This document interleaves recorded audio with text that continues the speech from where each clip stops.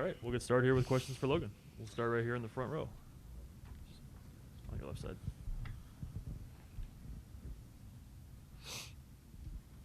Hey, Logan, I'm curious about your game day on days that you pitch, maybe even from high school till now. Is it similar? Do you have like music that you listen to? Do you have superstitions? Do you have a way that you build up to a start? And will this be any different than any of those other days? I have some like superstitions with my routine, and the music it's not a big thing. I do listen to music when I'm getting ready for the game, but it doesn't. It's always hip hop or rap or something. Yeah, nothing too crazy. I think the one I'm like craziest about is Red Bull. I don't know why, but I have to have it at the same exact time. But that's really the only one. Go to Tim next. Logan, I'm sure you were mostly joking or half joking during the Game 3 telecast. You joked that the colder weather might help you. Joking, but is there something to it? You know, you're San Francisco, it is going to be a little colder, where that element maybe is something that you guys thrive in? I don't know if it gives us necessarily an advantage or anything like that, but I just think we're used to it. I think we're used to. You hear about other players coming in and they'll be at second base and talking about how cold they are, and it's not like we're not cold either. It's always cold, but we just always play in it. And that day in LA, it felt like San Francisco, like with the wind and everything like that. It felt like home. We'll stay here on the right side. What's it like to see all the early inning moves the managers have made, your manager in particular, yesterday? And sort of, obviously, the postseason is different than the regular season, and just the aggressiveness. And I'm curious what that is like to see, and how Gabe has sort of led you guys into this series. I feel like everyone knows that every pitch matters, every batter matters. So I think it's crazy how long like the games are. You know what I mean? Like I feel like each inning takes forever, especially for us sitting in the dugout.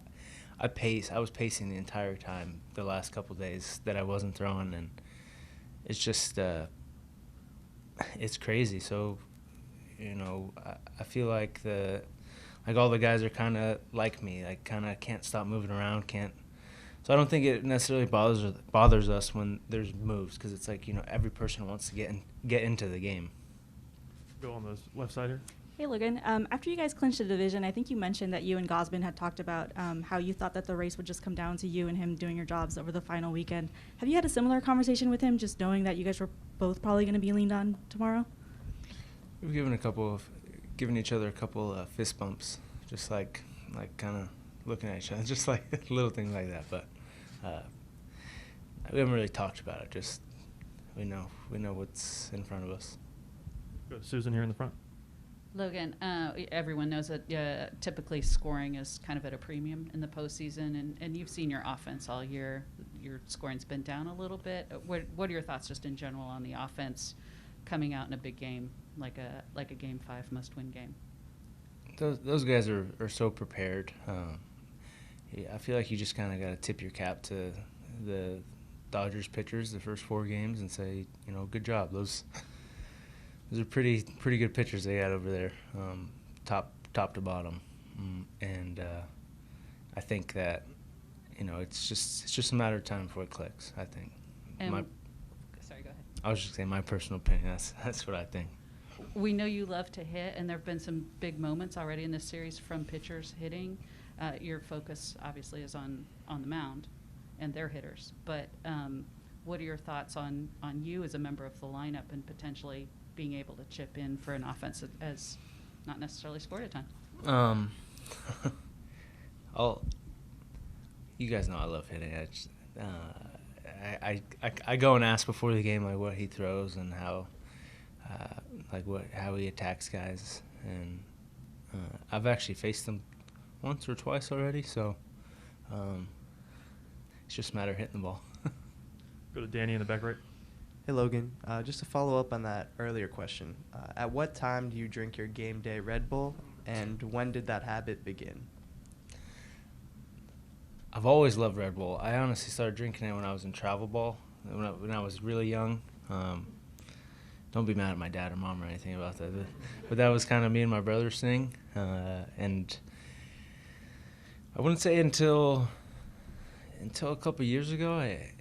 It's like right when I get to the field, right before I start my stretch with the trainer, and then at the end of my warm-up. So 3. Sorry, you drink 3 Red Bulls? I do, yes. Go to John on the left side. What's Rocklin going to be like tomorrow night? I'm sure it'll be awesome. I'm sure that all the the restaurants and stuff. It's been really cool to see the support from my city or the Rocklin, and my elementary school actually had a Logan Webb day yesterday, so they all wore Giants stuff. I got to see pictures. It was really cool. And even though you were preferring the A's as a kid growing up, did you follow much Giants Dodgers? Yeah, I mean, everyone knows about the Giants and Dodgers, any baseball fan. But yeah, it's a special rivalry for sure. And even though I was an A's fan, I still watched. I still had guys on the Giants that I liked that when I was real young, and so I watched all of that, and it's cool to be a part of. Who were the guys you liked? Well, everyone. I mean, my favorite player is Barry Bonds. Yeah.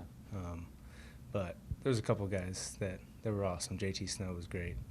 I'm trying to think of other ones. I'm gonna forget the other ones, but yeah, there was a couple guys that I liked a lot. More recently with guys like Lincecum and Kane and Bumgarner, was there one of those guys more than the others that you followed or looked up to or monitored at all? Matt Kane, Yeah. just because I feel like I wanted to throw kind of like him. And then another guy is Ryan Vogelsong. Those 2 guys especially were guys I loved watching. We'll go to the back row here. Hey, Logan, you are surrounded by guys who have had a lot of success in elimination games. How much have you talked to Posey, Crawford, Belt about what to expect in a situation like this? And if so, what did you guys say? We haven't talked much about it, honestly. It wasn't like we were down yesterday after the game. We knew it was going to come down to Game 5. No matter how each team played each game, we just knew it was going to happen, and we're excited for the opportunity, especially to be at home to play in front of our fans. And then kind of a follow-up to that, how much of being able to stay calm and keep an even keel in a high-pressure situation like tomorrow is something that you were born with, and how much is something that you've kind of cultivated over the years of your athletic career? It's not that I'm not nervous. I think you can ask any guy in there that they're probably nervous before a game, any game, honestly, but especially for this game. I think it's I